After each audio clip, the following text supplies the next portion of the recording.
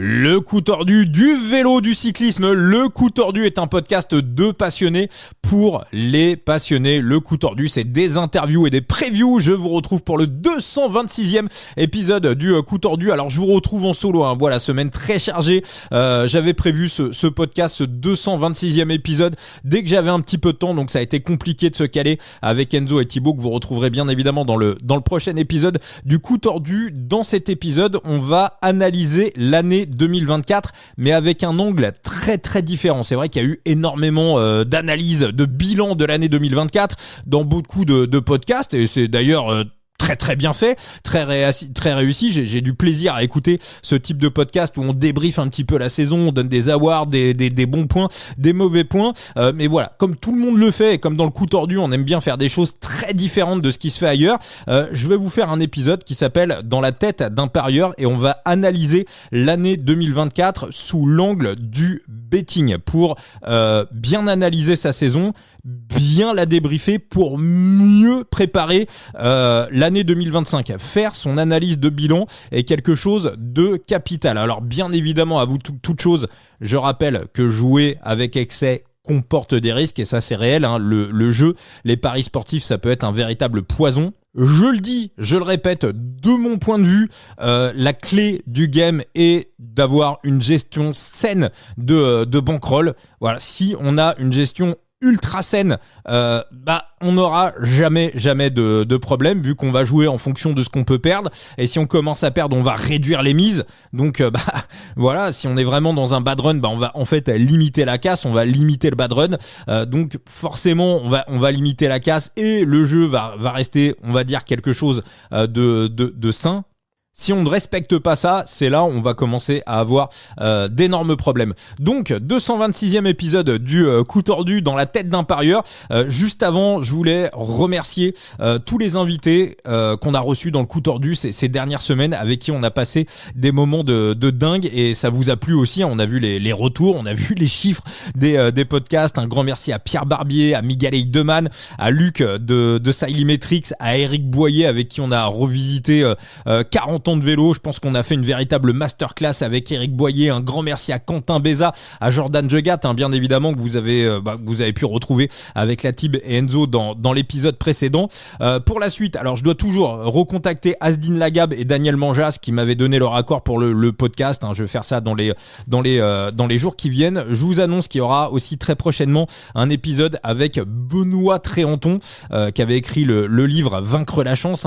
Benoît Tréanton, l'un des pontes des paris sportifs en France.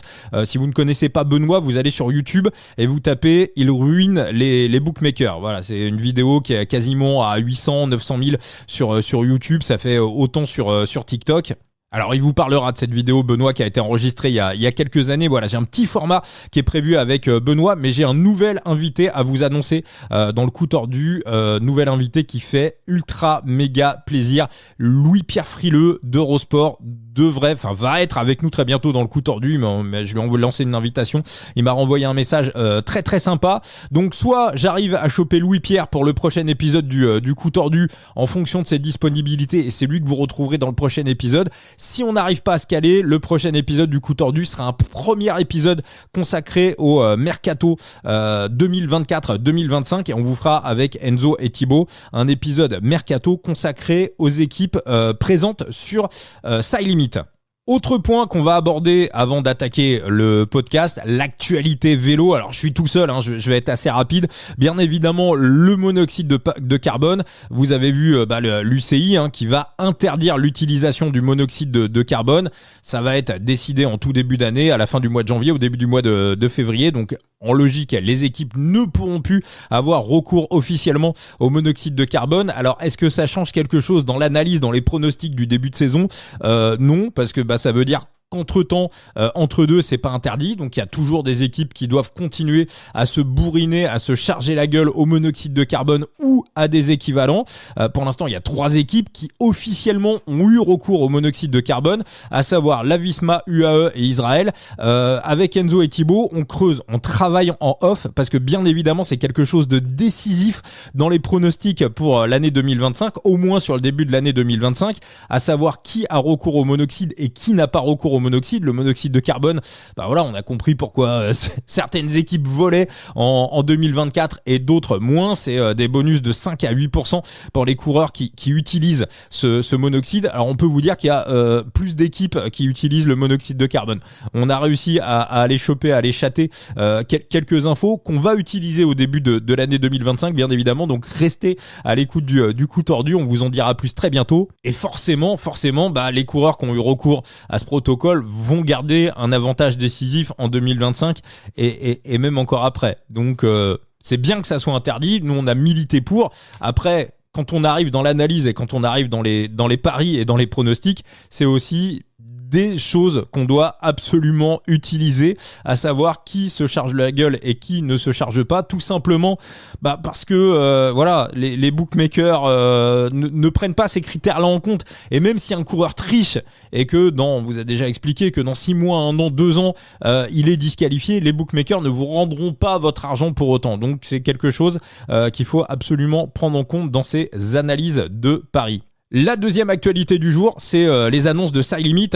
SideLimit, donc jeu de digital fantasy gaming autour du vélo. Le podcast Le Coup Tordu s'est un petit peu créé également autour de SideLimit. Donc Valentin et l'équipe de SideLimit ont donné des infos. Il y a eu des annonces. Là, moi j'enregistre le vendredi 13 décembre 2024. Donc il y a eu des annonces ce jeudi 12 décembre pour la saison prochaine. Alors au niveau du mode de jeu sur la Ligue 1 et la Ligue 2, le retour des rôles, c'est-à-dire que quand SideLimit s'est créé en 2023, quand on jouait sur SideLimit et qu'on composait une équipe avec ses coureurs de 5 coureurs, on devait avoir un leader, un grimpeur, un électron libre et un domestique, et un sprinter, je sais plus si je l'ai dit, vous avez compris. Ce mode a un petit peu été mis de côté en 2024, on se retrouvait simplement avec un jeu en access, avec un cap, avec un nombre de points à ne pas dépasser. Par exemple sur le Tour de France, on pouvait utiliser un petit peu tous les coureurs sur le Tour de France. Vous utilisiez Tadej Pogačar, le cap était à 250 points, Tadej Pogačar il valait 96 points à lui tout seul, ça veut dire qu'il fallait compenser et composer son équipe ensuite avec des coureurs beaucoup moins forts parce que on pouvait pas utiliser bien évidemment Pogačar, Remco Evenepoel, Jonas Vingegaard, sinon on explosait bien évidemment le quota de points autorisé. Donc on revient au niveau de la Ligue 1 et de la Ligue 2 sur le jeu par rôle, donc un leader, un grimpeur, un sprinter, un électron libre et un domestique. Et au niveau de la Ligue 3, on va garder un peu ce mode capé. Il y aura 2 Ligue 3 en fait, d'après ce que j'ai compris.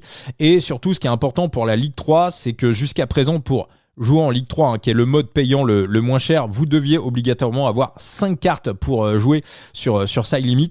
Désormais, pour avoir accès à la Ligue 3, vous aurez simplement besoin de 3 cartes et vous pourrez rajouter 2 stagiaires. Donc, c'est ce qui permettra également vraiment à des tout petit budget de pouvoir intégrer SideLimit, le mode payant, les jeux payants de SideLimit, vraiment à moindre coût. Et puis il y aura toujours bien évidemment la Ligue 4 qui reste intégralement gratuite. Notez que le marché primaire réouvre ce 16 décembre et qu'il va y avoir des cartes en vente jusqu'à la fin de l'année. On a des dizaines et des dizaines de coureurs en vente. Donc je vous redonne notre code de parrainage pour intégrer SideLimit, le code de parrainage du coup tordu 0 avec le chiffre 0, coup tordu 0 avec le chiffre 0. Et bien évidemment, si vous avez n'importe quelle question à poser sur le jeu, n'hésitez pas à venir vers moi, je vous répondrai avec le plus grand des plaisirs.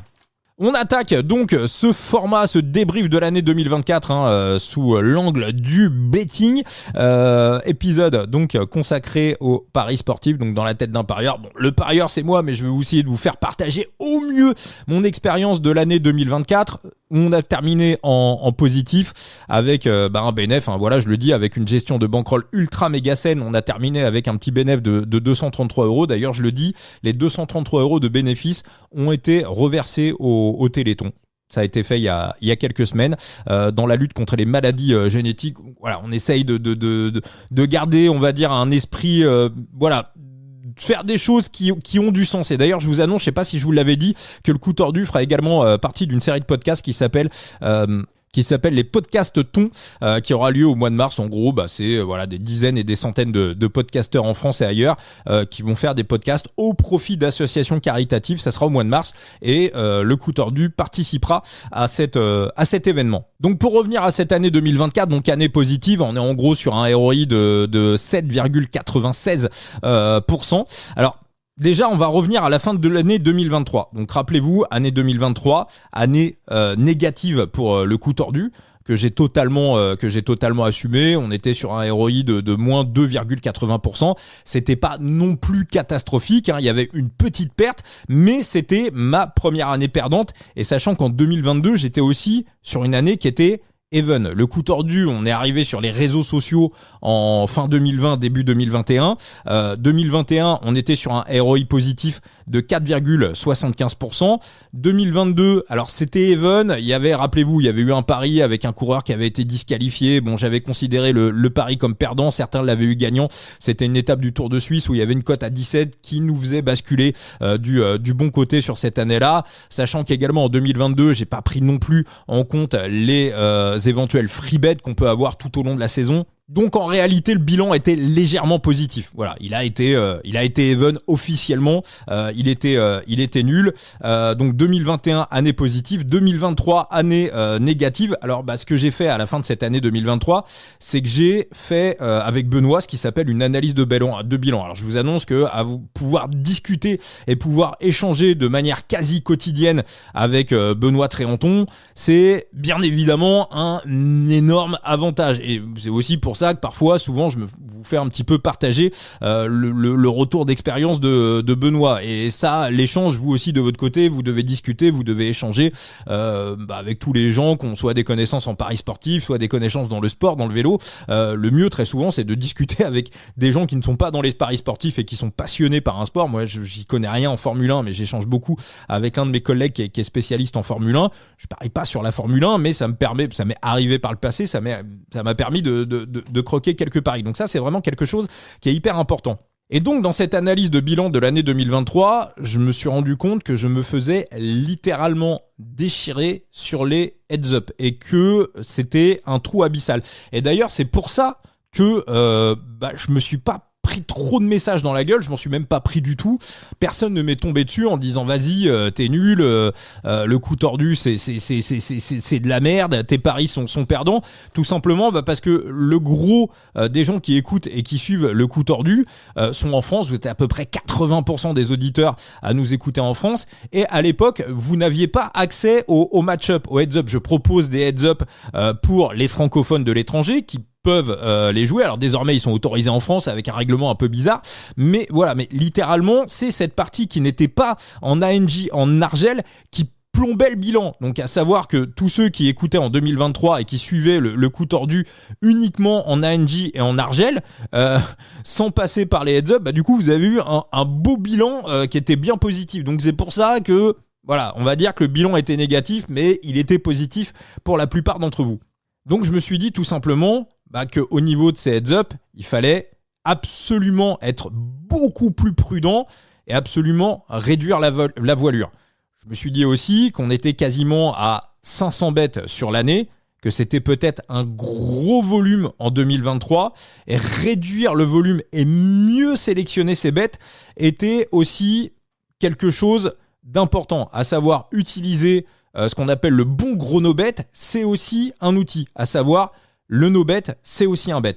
Donc après cette analyse de bilan, on va prendre un petit peu tout ce qui s'est passé au fur et à mesure de l'année. Alors bien évidemment, vous l'avez compris, on va pas reprendre un par un tous les bets et tous les pronostics, simplement passer par quelques points clés de la saison et que vous devrez avoir en tête, en tout cas moi que j'aurai en tête en 2025 quand on va reprendre cette partie des paris. Et d'ailleurs, est-ce qu'il sera possible encore à l'avenir d'être gagnant dans les paris sportifs, sachant que jusqu'à présent, on en avait parlé aussi, je vous l'ai pas dit, mais on a fait un épisode de dingue également avec François, ancien trader en paris sportifs, épisode qui a particulièrement bien marché. Et François vous expliquait que le vélo, ça pouvait être EV+, ça pouvait être gagnant, tout simplement parce que les mecs qui cotent, c'est du manuel en fait. On est sur de l'humain contre de l'humain. Avec l'arrivée des IA, avec l'arrivée des intelligences artificielles, je n'exclus pas que dans les mois ou que dans les années qui viennent, il soit littéralement impossible de gagner de l'argent sur le vélo. Alors là, vous allez me dire, mais qu'est-ce qu'on va faire dans ces cas-là ? L'argent, il sera à gagner dans le digital fantasy gaming. Si je vous fais, on va dire, un petit schéma, si on compare par rapport au poker, c'est comme si on compare le poker et les paris sportifs. C'est-à-dire que au niveau des paris sportifs, il y a à peu près 2% des joueurs qui sont gagnants. Pourquoi ? Parce qu'on joue contre les books, on joue contre les sites.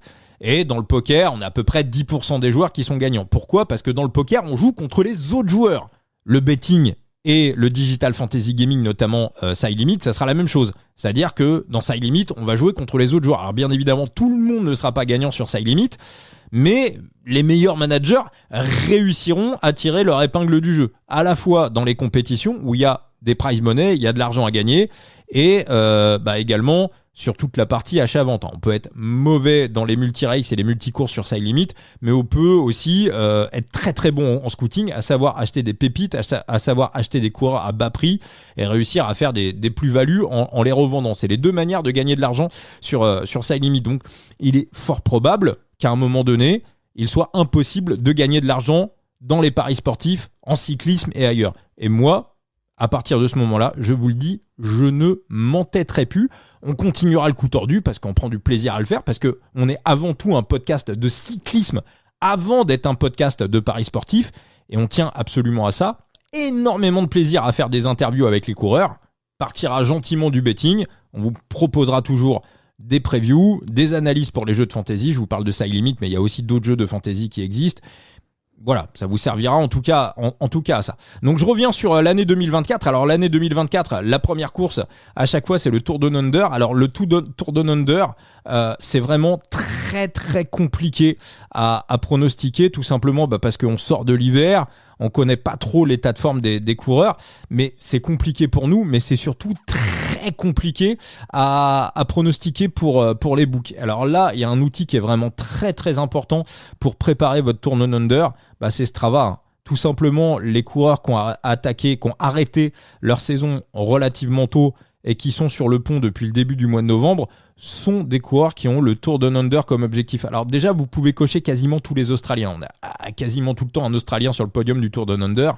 Les Australiens, les Néo-Zélandais, pour eux, le Tour Down Under, c'est clairement leur Coupe du Monde. Alors cette année, pour nous, le Tour Down Under, c'est plutôt bien passé. On avait bien anticipé le pic de forme de Sam Westford, qui avait plutôt bien terminé l'année 2023.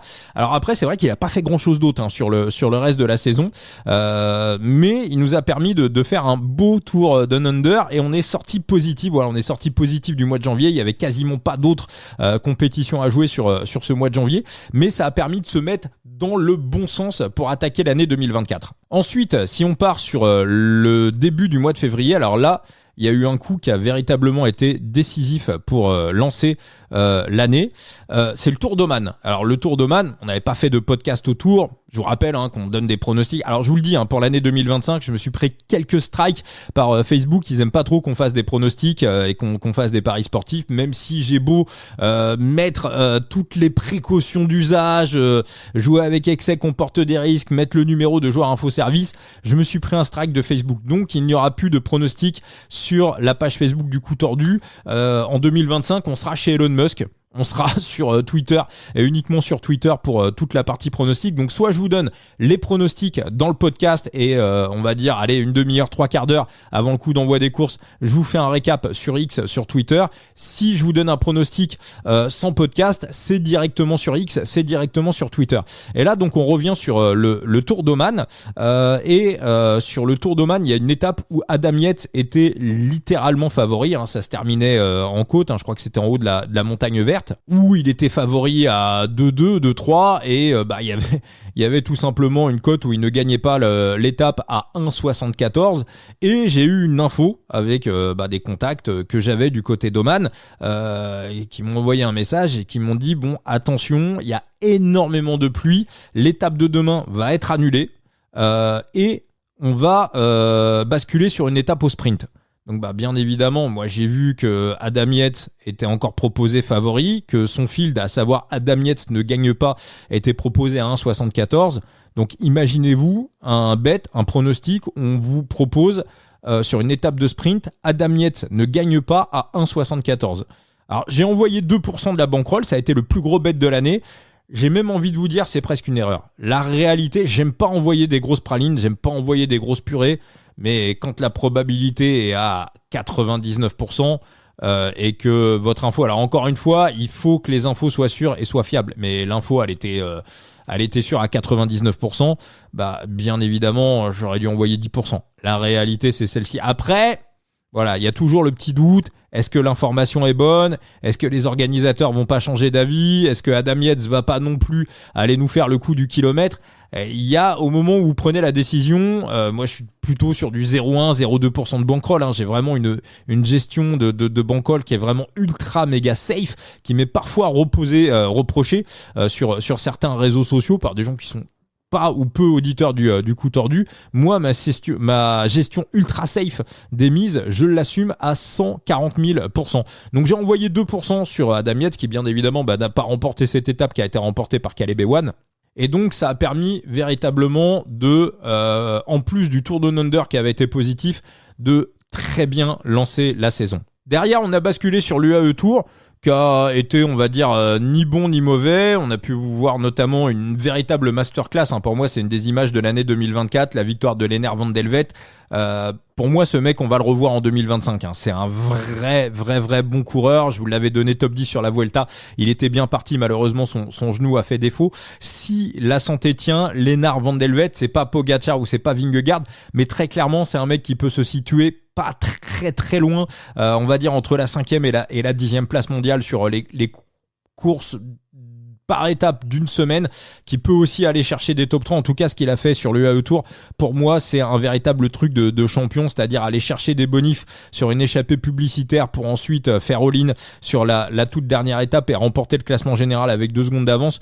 Pour moi, c'est une réaction de champion. Je l'avais pas forcément ultra bien anticipé. J'ai une étape où je l'avais pris en top 3, la fameuse étape qui était remportée par Ben O'Connor. Il avait été chercher le top 3.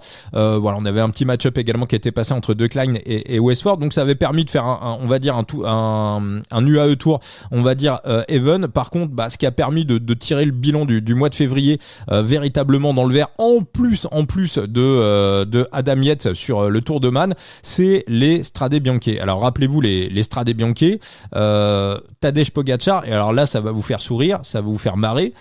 Sur la victoire de Tadej Pogacar sur les Strade Bianche, c'était sa reprise. Donc on savait qu'il était chaud patate, bien évidemment.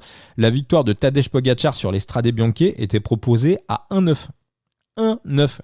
Et je me rappelle, et je suis sympa, je vais pas ressortir le tweet, parce que je suis pas là on peut se planter, on peut faire des erreurs. Mais quand j'ai proposé la victoire de Tadej Pogacar à 1,9 avec 0,25% de bankroll, quand je l'ai proposé sur Twitter, il y a un jeune, je pense que c'était un jeune, qui est arrivé sur Twitter, il m'est rentré dans la gueule, il m'a dit « Ah, mais t'es malade, avec tous les impondérables qu'il peut y avoir sur les Strade Bianche, Tadej Pogacar à 1,9, c'est n'importe quoi. La cote, il m'a dit, la cote est beaucoup trop basse. » Alors je sais que à l'écoute du coup tordu, vous êtes en train de m'écouter dans les voitures, à la maison, en train de faire votre sport. Oui, Tadej Pogacar, demain s'il fait les Strade Bianche, sa cote elle va pas être à 1,9, elle va être à 1,15, à 1,20. Donc la réalité c'est que c'était cadeau. Et moi l'erreur c'est que la mise à 0,25, c'est un petit peu, on va dire, le haut du taquet de la mise que je peux proposer. Mais la réalité c'est que la mise c'était plutôt du 1 ou du 2%. Et d'ailleurs il y avait une bonne stratégie pour cette année 2024 à adopter. Si vous êtes parieur et que vous voulez véritablement dégager un bénéfice et un bénéfice net, il suffisait simplement sur l'année. Alors vous auriez pas parié beaucoup, vous auriez mis 15 ou 20 ou 25 ou 30 bêtes sur l'année, mais il suffisait simplement de miser sur Tadej Pogacar. Quand il avait décidé de gagner une course, il fallait miser sur la victoire de Tadej. Et là, vous auriez fait un ROI, vous auriez mis 30 bêtes dans l'année, mais vous auriez fait un ROI de 180%. À peu près, je pense. Donc ça pouvait être aussi quelqu'un qui veut vraiment se placer uniquement en mode investisseur. On joue pas beaucoup, on joue très très peu, mais alors là on est sûr de tirer la blinde, bien évidemment. Après Tadej, il peut toujours y avoir aussi des impondérables. Donc mois de janvier positif, mois de février positif, et là on va arriver sur un des plus beaux mois de l'année, c'est le mois de mars. Alors à savoir aussi assez bizarrement que j'avais décidé de ralentir au niveau des match-up, j'en prenais relativement peu. Mais au niveau des match-up, on a eu une série de 14 match-up gagnants d'affilée. Alors je pense que c'est aussi le fait d'avoir été beaucoup mieux les sélectionner. Et on a failli battre le record de Gilou. Gilou qui a un record, lui c'était sur le cyclocross. Il avait un record à 16 ou 17 match-up d'affilée. Donc nous on était monté à 14.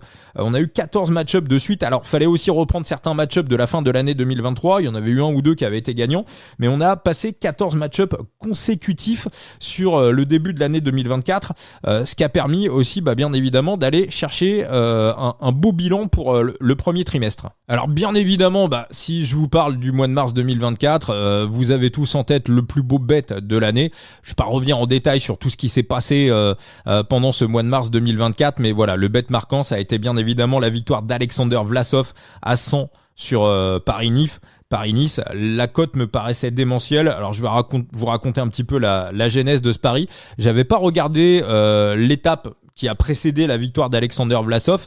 Je l'avais réécouté le matin en allant travailler. Alors bien évidemment, je mets pas le smartphone en mode écran quand je suis en train de conduire. Très souvent, quand je rate une étape, ce que je fais, c'est que je mets le son d'Eurosport. Je pose le smartphone sur le siège, je n'ai pas l'image devant moi, mais par contre j'écoute Eurosport un petit peu comme si c'était en mode radio. Et là je vois que Vlasov en fait avait fait des bonds entre les groupes, qu'il était plutôt resté à l'arrière pour protéger Roglic et qu'il avait réussi à faire quelques jumps. Et j'avais trouvé la forme intéressante. Et à savoir aussi que Roglic ne jouait plus grand chose au classement général. En tout cas, Roglic c'est pas un mec qui se tape pour aller jouer des 7e ou des 8e places. Donc je me suis dit que la dernière ascension donc de l'étape en question que Vlasov a remportée, c'était un temps d'ascension qui lui correspondait totalement. Vlasov, c'est un fils de, comme dirait Thibaut, c'est un fils du vent et de la pluie. Et puis en plus, évidemment, Roglic n'ayant pas grand chose à gagner, Vlasov étant sur une forme équivalente à Roglic, voire un peu mieux, du côté de la Bora, on avait tout intérêt à donner sa chance à Vlasov. En plus, comme Vlasov était assez loin au classement général, il pouvait aussi bénéficier d'un non-marquage des grands leaders. C'est exactement ce qui s'est passé. Voilà, j'ai écouté, j'ai eu l'idée en écoutant Eurosport et je m'attendais très honnêtement à voir une victoire de Vlasov aux alentours de 20-25. Quand j'ai vu la cote à 100, je me suis dit, mais ces gens sont des dingues. Donc ça nous a permis de rentrer notre plus beau bet de l'année. Et également, pour la première fois, je passais une cote à 3 chiffres. Je suis pas forcément le mec qui tente des cotes, on va dire, les plus extravagantes de la Terre. D'ailleurs, un jour, il faudra qu'on fasse un podcast consacré à ça. Je suis sûr qu'on peut faire, on va dire, un parallèle entre la manière dont on joue au poker et la manière dont on fait des paris sportifs. Moi, j'ai joué longtemps au poker, j'y joue plus du tout. J'ai complètement arrêté. Mais je pense qu'un joueur qui est serré au poker, quelqu'un qui joue très peu de mains, et aussi un mec qui va plutôt avoir tendance à jouer des petites cotes et à jouer assez serré dans les paris sportifs. Et moi au poker, j'étais une véritable barre de fer. J'étais une serrure, je peux, dans une partie live, je peux jeter mes mains pendant 3-4 heures d'affilée, ça me pose absolument aucun problème. Et je pense qu'à l'inverse, dans le poker, un mec qui va jouer énormément de mains, et peut-être que vous vous reconnaissez à l'écoute du podcast, un mec qui va jouer énormément de mains, qui va tenter un petit peu des coups à droite à gauche, lui va peut-être avoir tendance à jouer des coups un petit peu plus large en matière de paris sportifs. Alors moi j'ai envie de vous dire quelle est la meilleure manière de jouer. Il n'y a pas de meilleure manière de jouer. Simplement, comme dans le poker, un joueur qui joue on va dire large et qui joue énormément de mains peut encaisser des bad runs ou des périodes où il ne va rien gagner pendant très longtemps. Ce qui peut affecter le mental. En revanche, quand il va gagner gros. À l'inverse, quand vous jouez serré au poker et quand vous jouez, on va dire, des cotes plus raisonnables en paris sportif, vous allez avoir des gains beaucoup plus réguliers. Vous n'allez pas toucher le jackpot, mais vous allez avoir des gains plus réguliers. Et mentalement, moi, je préfère ça parce que mentalement, ça me met dans une zone, on va dire, de confiance et ça me permet d'avoir de meilleures analyses. Parfois, on a travaillé sa course, on a compris le scénario de la course, on a la bonne analyse, mais au moment où on va aller poser son pari, on va prendre la mauvaise décision. Et inversement, des fois, on a analysé la course complètement de travers. Et puis on va avoir le bon pronostic. Donc ça aussi c'est quelque chose sur lequel j'attire absolument votre attention, c'est que le mental, avoir de bonnes dispositions psychologiques quand vous pariez, c'est quelque chose d'hyper important. En 2023, début de l'année 2023, j'ai perdu ma mère, j'ai mis les paris sportifs de côté pendant quelques semaines parce que forcément mentalement c'est compliqué. Je pense que c'est comme un sportif, véritablement. Et d'ailleurs, je vous conseille le livre d'Arnaud Desmar, le dernier, Un an dans ma roue, le numéro 2, qui est vraiment démentiel, où Arnaud raconte véritablement pourquoi il a raté son début de saison, son début d'année 2024. Il y a eu du surentraînement, bien évidemment, mais il y a eu aussi des soucis. Sa femme a fait une sorte de burn-out, ça a été compliqué pour elle. Elle fait un très très joli chapitre, elle écrit très très bien. Et forcément, vous êtes sportif, vous êtes athlète de haut niveau, la personne que vous aimez souffre. Ça va obligatoirement vous diminuer sur le vélo. C'est des choses qu'on regarde aussi dans les paris sportifs. Les divorces, Peter Sagan, après son divorce, avait fait une année ou deux qui avait été complètement dégueulasse. Donc, vous, dans les paris sportifs, c'est la même chose quand je dis que le jeu peut être un véritable poison.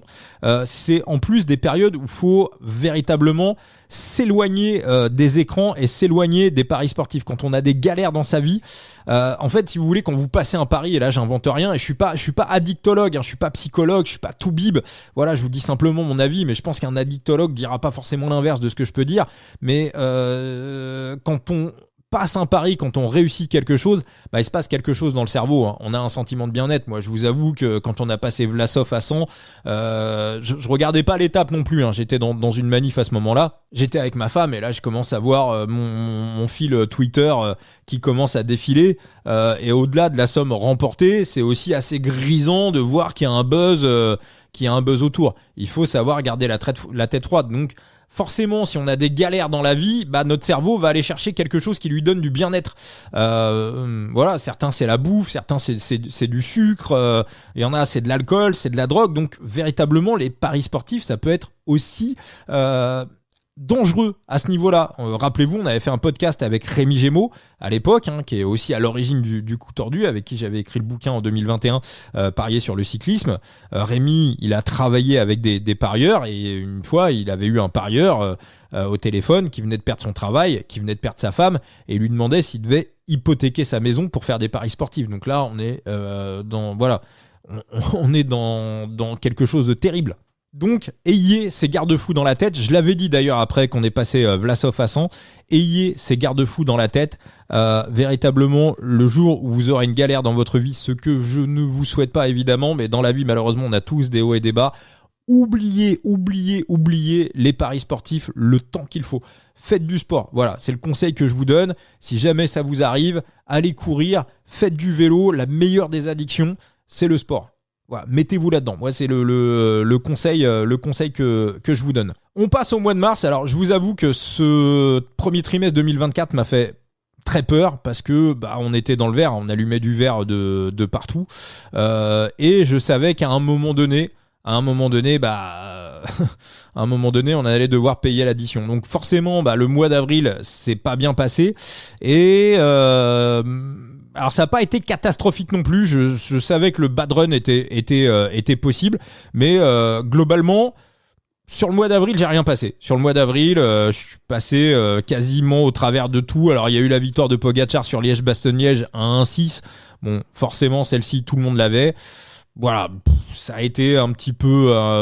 le mois d'avril, ça a été de la merde, mais en même temps, on n'a pas non plus mangé le bénéfice du début de l'année. J'aurais pu limiter encore un petit peu plus la casse, mais voilà, en gros, on gagne 156 unités sur le mois de mars, on gagne 62 unités sur le mois de février, on gagne 76 unités sur le mois de janvier, on en perd 80 sur le mois d'avril. C'était pas non plus catastrophique. Ce qui a posé plus problème, ça a été le mois de mai, et je vous avoue que le Giro, j'y arrive pas. Je n'y arrive pas du tout. 4e année consécutive où je suis perdant et où je suis largement perdant sur le Giro.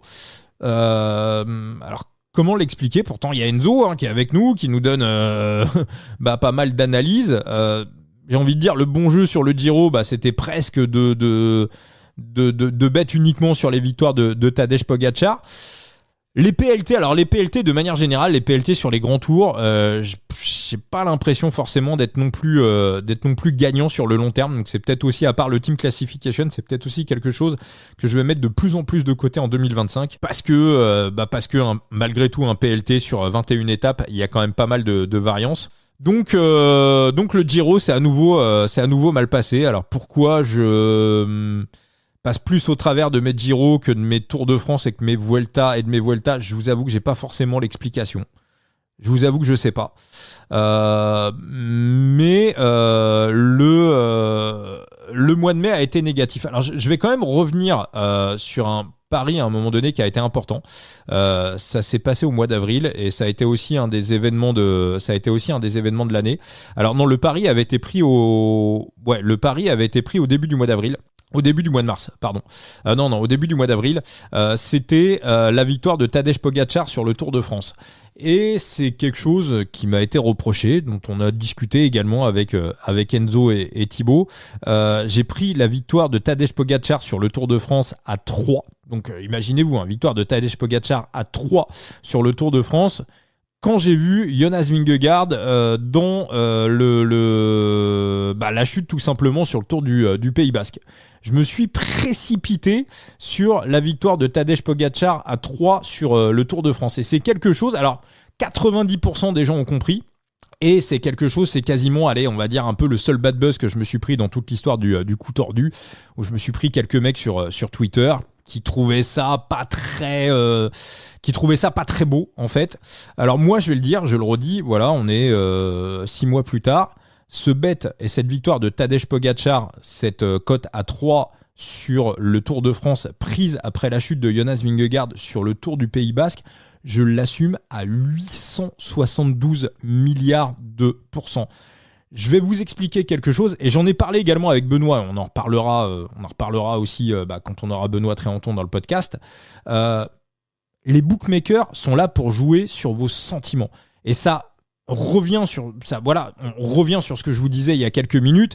Si vous êtes dans un état psychologique, émotionnel un peu compliqué, je vous dis de ne pas jouer. Mais c'est pareil dans les paris sportifs, dans le foot, ne jouez jamais sur l'équipe que vous supportez. Il n'y a pas plus vache à lait pour les bookmakers et vous connaissez tous un mec qui supporte Lens ou Reims ou machin ceci cela et qui joue sur eux. Mais ça c'est n'importe quoi. Si vous avez des sentiments, ne faites pas de paris sportifs. Pourquoi ? Parce que les bookmakers, eux, n'auront aucun sentiment avec vous. Si vous avez joué sur Jonas Vingegaard, sa victoire sur le Tour de France, et qui se casse la gueule sur le Tour du Pays Basque, le bookmaker ne va pas vous rembourser votre pari si Vingegaard s'aligne sur le Tour de France. Donc, dans ces cas-là, il ne faut pas jouer, tout simplement. C'est si vous rentrez dans les paris sportifs, vous acceptez de mettre les sentiments de côté. Et ce qui ne m'empêche pas, d'être aussi fan de sport avant de jouer sur les paris sportifs. Alors, encore une fois, là où je regrette pas, c'est que l'argent qu'on a gagné cette année dans le coup tordu, on l'a versé à une association caritative. Donc, à raison de plus. Mais si vous commencez à avoir des sentiments, vous êtes mort. Et c'est noble d'avoir des sentiments. Mais ce n'est pas compatible avec une espérance de gain à long terme dans les paris sportifs. Déjà que c'est extrêmement compliqué, je le redis, moins de 2% des joueurs sont gagnants. Donc, cette prise de décision, je l'assume à 240 milliards. Alors, autre chose qui a fait débat et dont on a pu discuter, forcément, la victoire de Pogačar sur le Tour de France, elle est restée 5 minutes sur les sites de Paris après la chute de Vingegaard. Et quand j'ai proposé le pronostic sur Twitter et à l'époque sur le Facebook du coup tordu, bien évidemment, peu de personnes ont pu le voir. Maintenant, ce type de pari, pourquoi je l'ai mis et pourquoi je l'ai laissé dans le bilan, ce type de pari, vous, de votre côté, quand ce type d'information tombe, vous devez absolument le prendre sans avoir besoin de moi, du compte Twitter du coup tordu ou de la page Facebook du coup tordu. Vous devez le prendre par vous-même. C'est pour ça que je l'ai mis. Voilà. Rappelez-vous, en 2019, les groupes de paris, on avait déjà des groupes, on avait déjà des groupes à l'époque. Il y avait Rémi Gémeaux qui gérait ça. Quand on a appris la chute de Chris Froome à Rouen, on a été prendre Egan Bernal. Moi, je l'ai eu à 8,80. Rémi Gémeaux l'avait touché à 15. Et à l'époque, personne ne nous l'a reproché. Hein. Ça a posé véritablement de problème à personne. Donc, voilà, c'est dommage, c'est comme ça, mais on a un adversaire qui s'appelle le bookmaker. Remettez-vous l'épisode avec François, ex-trader en paris sportif. Le bookmaker est froid comme un crocodile. Et si vous voulez avoir une chance de aller au moins faire match nul contre lui, voire de réussir à le battre un petit peu, vous devez être tout aussi froid que lui. Sinon, c'est mort. Et d'ailleurs, je vous donne un petit tips pour 2025. On n'a pas encore exactement le programme des coureurs. Là, on a eu le programme de Tadej Pogačar. Si l'information tombe que Jonas Vingegaard fait le Giro, jetez-vous sur la victoire de Tadej Pogačar à 1,60 sur le Tour de France. La cote à ce moment-là de Pogačar sur le Tour de France qui est à 1,60 se cassera la gueule probablement aux alentours de 1,40, 1,45. Donc à 1,60, elle sera value. Moi, à ce moment-là, je vous le dis, je la donnerai sur Twitter, sur le Twitter et sur les groupes du coup tordu. Je prendrai Pogačar à 1,60. Ça sera une véritable value si Vingegaard dispute le Giro. Donc dès que vous avez l'information que Jonas Vingegaard fait le Giro 2025, s'il le fait, prenez Tadej Pogačar, gagnant sur le Tour de France à 1,60 en PLT. Après ce Giro raté, on va basculer sur le mois de juin. Alors le mois de juin qui a été le meilleur mois de l'année. Il y a déjà eu les PLT sur le Tour de France, la victoire de Richard Carapaz qu'on avait pris à la fin du mois de juin. Donc ça fait partie du mois de juin. La victoire de Carapaz qui avait été donnée par Thibaut au classement de la montagne à 9,5. Donc ça aussi c'est quelque chose qu'on avait pu travailler. On sait que Carapaz en plus il avait eu des petits problèmes dans sa préparation. Donc généralement il est pas oufissime sur la première semaine. Et derrière semaine 2, semaine 3, c'est un mec qui termine très très bien ses grands tours. Donc il nous a fait un Tour de France 2023 de la même manière qu'il avait fait la Vuelta, un Tour de France 2024 de la même manière qu'il avait fait la Vuelta 2023. Paul Lapera, champion de France. Alors sur les championnats de France, vous remarquerez quand même qu'on commence à être pas mal. On avait pris le tiercé dans l'ordre quand il y avait eu la victoire de Flo Sénéchal où il avait gagné son titre de champion de France et on avait donné deux autres podiums, c'était Anthony Turgis et Axel Zingle. Donc en 2022, on avait fait le podium dans l'ordre du championnat de France. En 2023, on vous avait donné un seul coureur sur le championnat de France, c'était Valentin Madoise. Donc là, on vous a donné, vous avez donné Vauclin et Lapera pour la victoire et le top 3. On vous avait donné Quentin Papache également. Mais bon, voilà, la victoire de Lapera à 15, c'était assez évident c'était dans les probabilités qu'un décathlon allait remporter la course vu la forme qu'ils avaient. Donc voilà, la victoire de Lapera, ça a été dans les beaux bêtes de l'année. On a fait un très très beau Tour de Suisse également avec la domination des UAE. Le Dauphiné également, ça s'est véritablement très très bien passé. Donc voilà, rien à dire sur ce mois de juin. On remporte 222 unités avec bien évidemment les PLT du Tour de France qui se sont bien passés. Donc voilà, joli mois de juin, plus beau mois de l'année. Donc on était sorti un petit peu du bad run du mois de mai et du mois d'avril. Le mois de juillet, le Tour de France qui a été aussi positif, bien évidemment. Là, c'était assez facile d'anticiper un petit peu les victoires de Pogačar. On commençait un petit peu à comprendre quand Poggi veut, Poggi a. Donc ça a été assez régulier sur le Tour de France. J'ai un petit peu de mal à démarrer mes Tours de France. Et je suis un petit peu comme Richard Carapaz, je les termine mieux que ce que je les démarre. Donc ça sera aussi peut-être un truc à anticiper en 2025.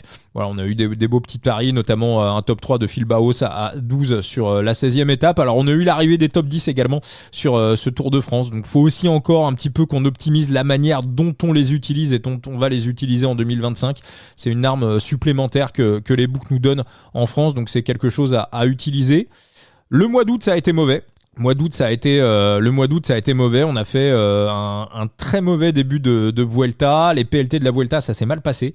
J'avais notamment mis un peu de billes sur le Team Classification de Movistar. Ça, c'était n'importe quoi. Les Van Delvet.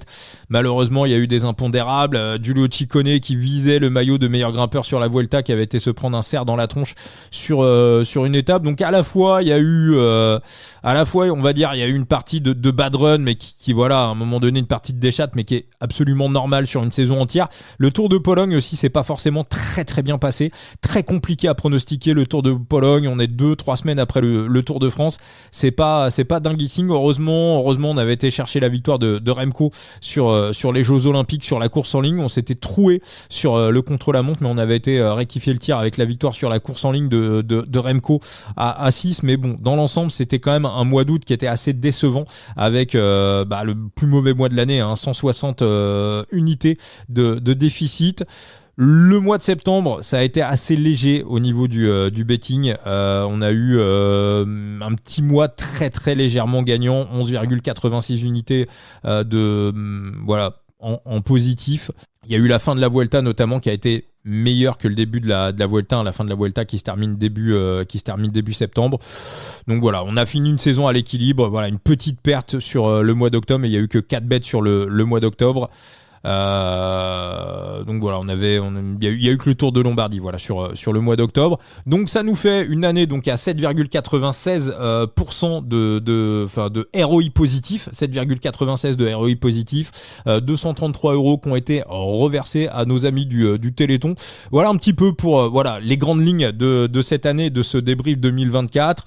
Bien évidemment, soit on gagne, soit on apprend. Donc quand on a gagné, on était content, et puis à chaque fois qu'on perd, qu'il y a une défaite, il faut la regarder, il faut l'analyser, il faut essayer de comprendre qu'est-ce qui n'a pas été. Mine de rien, on est au mois j'enregistre le podcast le 13 décembre 2024, avec les interviews, avec tout ce qu'on fait dans le podcast, cet hiver passe très très vite. On est quasiment à un mois de la reprise du début des courses. On vous fera un grand podcast Mercato également au début du mois de janvier, à la mi-janvier. Je pense Gilou sera présent dans cet épisode pour le Mercato. On vous refera aussi un épisode avec Valentin Gauss pour parler des nouveautés de Side Limit, donc ça aussi on se l'est calé pour le début du mois de janvier.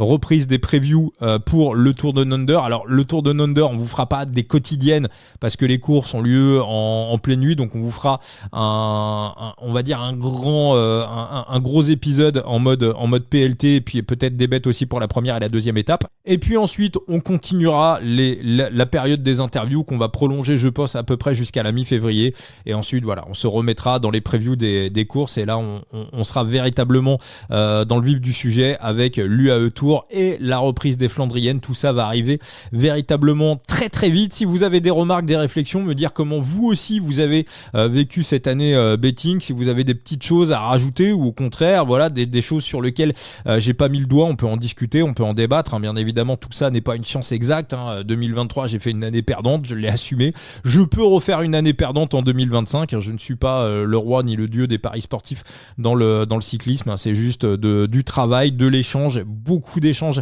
avec vous tous qui êtes à l'écoute du coup tordu. C'est aussi un petit peu ce qu'on recherche, le fait d'être en groupe. Évidemment, plus on est nombreux, plus on est fort. Bien sûr, le partage d'informations est quelque chose qui est véritablement très très important, donc n'hésitez pas à vous connecter. On est présent sur tous les réseaux sociaux, le coup tordu, présent sur TikTok, sur Facebook, sur Instagram. On garde le groupe Facebook, bien évidemment, ça sera plus du betting, du pari sportif, mais on vous mettra des extraits du podcast, et d'ailleurs ça marche très très bien. Instagram également, n'hésitez pas à aller me cliquer, le Instagram, 444 abonnés, j'ai envie de dire que c'est un petit peu le réseau social dans lequel on est le moins fort, donc allez cliquer sur Instagram, le coup tordu, ça fera un petit peu avancer le schmilblick. Et puis s'il y a besoin de quoi que ce soit, bien évidemment, toujours un plaisir d'échanger avec vous. Je vous redonne également le compte Twitter de Thibaut X alias Thibaut Chambre, et Enzo alias Analyste Phoenix, et on se retrouve très très vite mercredi prochain, quoi qu'il en soit, pour un nouvel épisode du coup tordu. Ciao les amis.